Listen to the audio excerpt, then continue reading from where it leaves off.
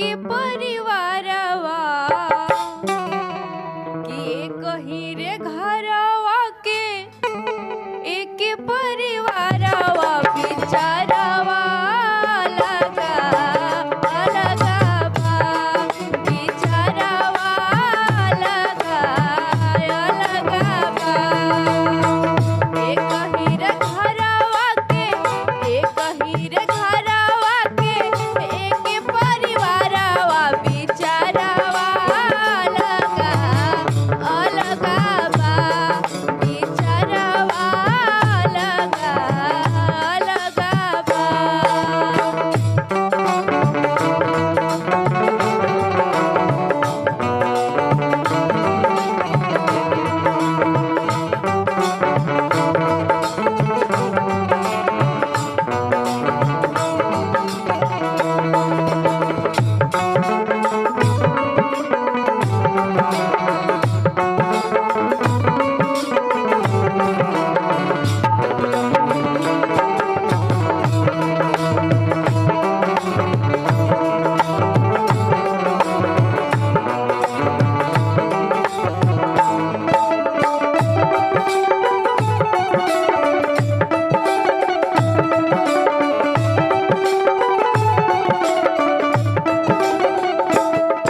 कहे कि आजकल आदमी लोभ में इतना बढ़ गईल बाड़े कि अपना जीवित माई बाबू के कोई कदरे नइखे करत।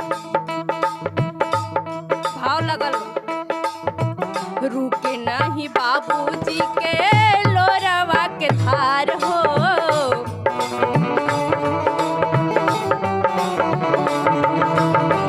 जियते बटाई गईले खेतवा बधार हो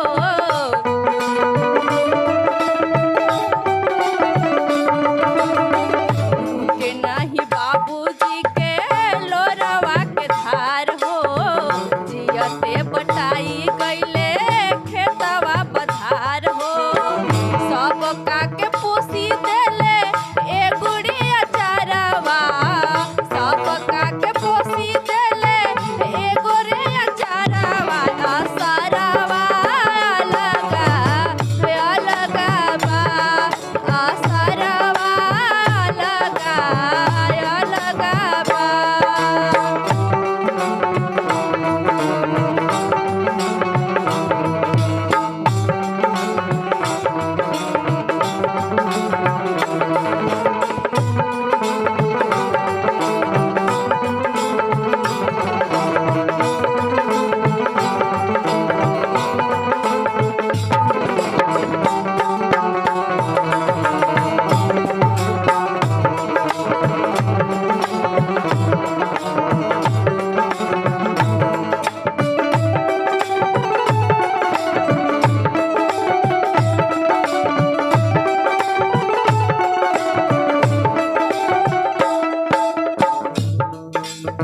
आजकल दुनिया में इतना लोभी भ गईल बा कि आपन आदमी अपना खून के नइखे चिन्हत।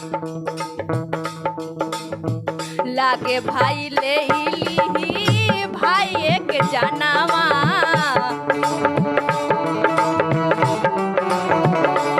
पिता भर खातिर कैसे बदले ई मानवा